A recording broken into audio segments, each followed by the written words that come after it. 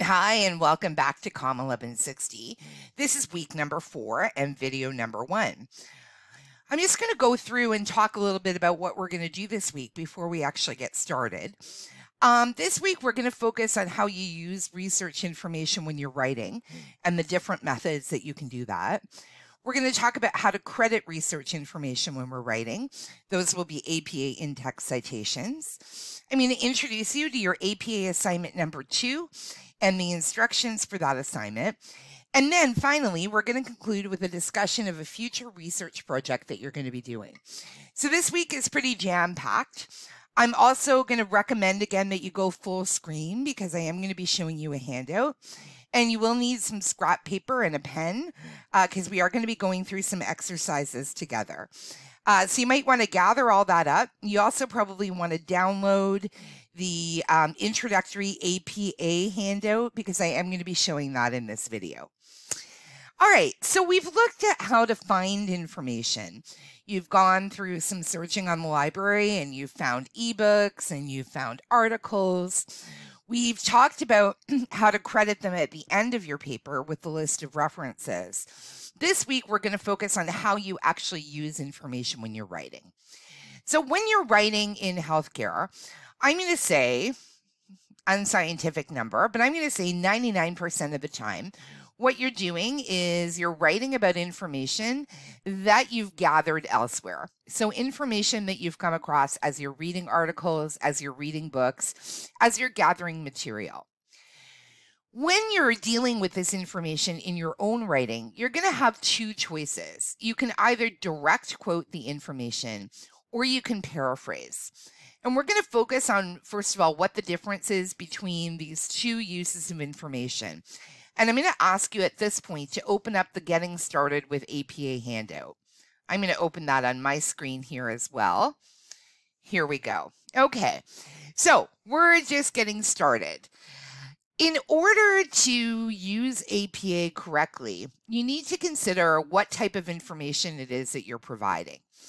So as I said, when you're using external information, you have two choices. You can either direct quote the information or you can paraphrase it.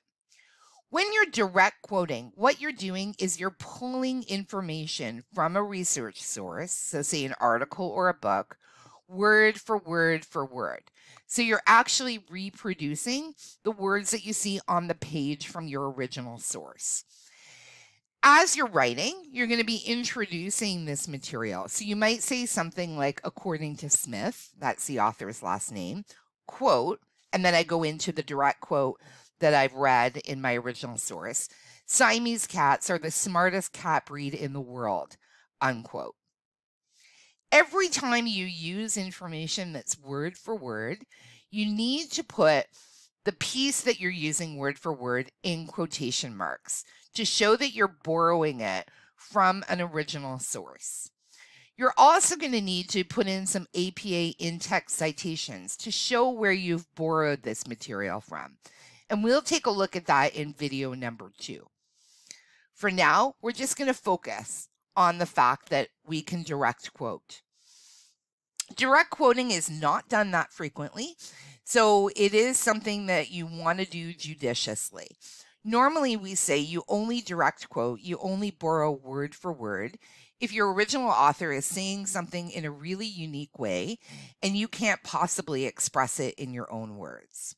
So I'm going to say that when you're writing, again, unscientific number, you're going to be direct quoting about 10% of the time. The rest of the time, what you're going to be doing is paraphrasing. And paraphrasing is when you refer to or you use an idea or a concept from a research source, but you express it in your own words. Okay, so that's where the originality comes in. You read about something and then you find your own way to express that information. Again, you're not using the exact words that your original author used. You're phrasing it in your own way. So for example, if I had read that quote, Siamese cats are the smartest cat breed in the world, and I wanted to paraphrase that information, I might say, according to Smith, of all the cats in the world, the Siamese is the most intelligent.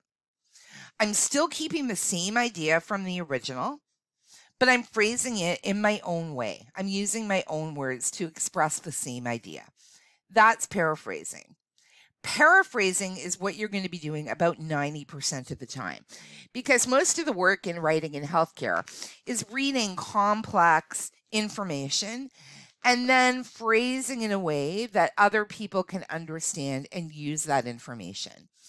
So whenever you're reading, you're going to be writing paraphrases where you're taking the idea or the concept from the original source and you're expressing it in your own words. Even though we're using our own words, we still need to give credit with APA. And in video number 2, we're going to look at how to do the APA for paraphrasing. But as I said, for now, try to keep clear in your head the difference between direct quoting and paraphrasing. And remember that most of the time, what you want to be doing is paraphrasing. A third form of writing is opinion. An opinion is when you provide your own personal opinion that is not influenced by a research source. So this would be when you're expressing things from your heart or your head, and you're not using research material for the information. We tend to do this rarely in healthcare. Examples where you might be asked for your opinion include things like journal writing.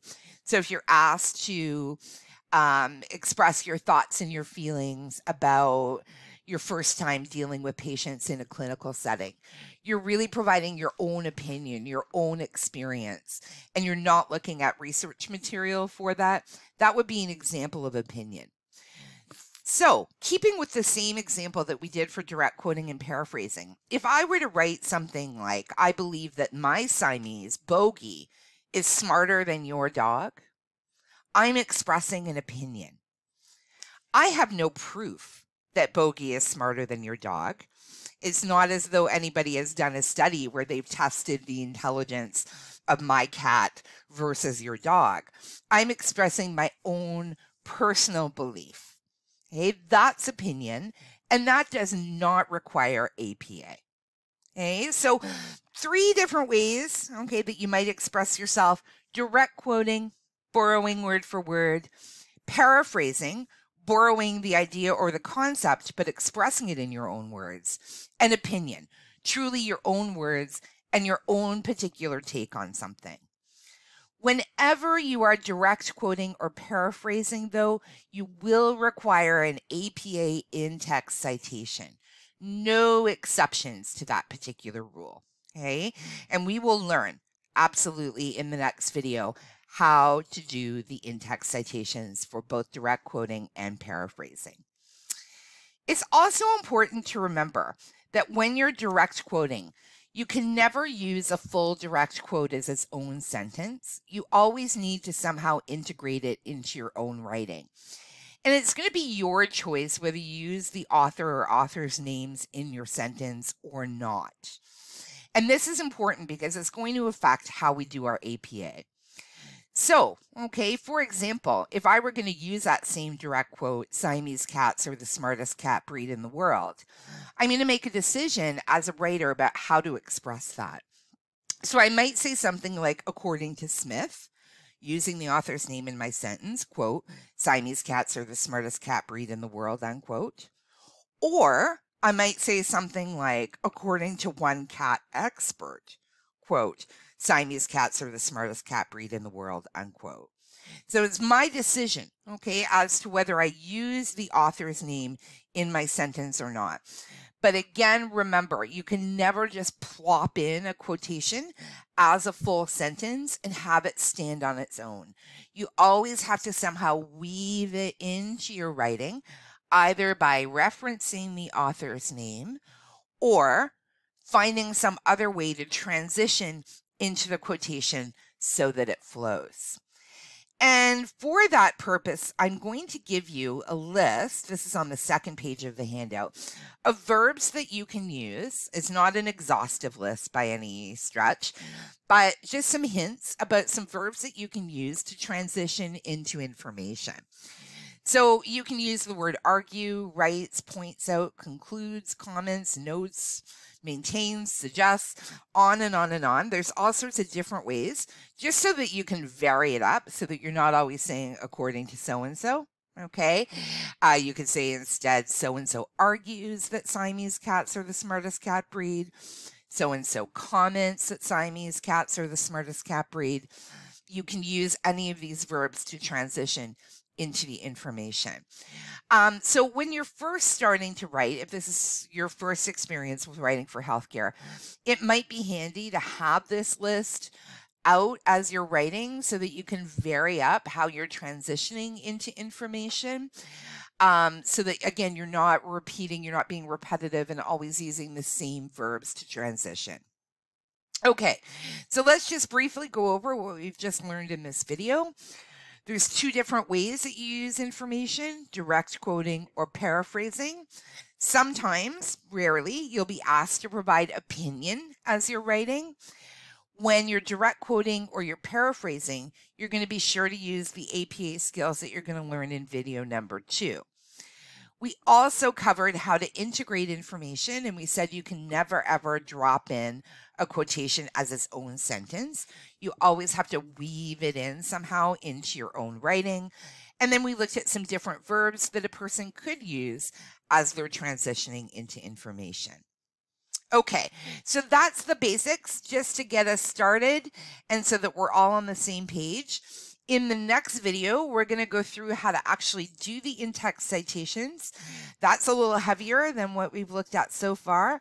So pour yourself a coffee and come back for video number 2, where we'll really get our feet wet with APA.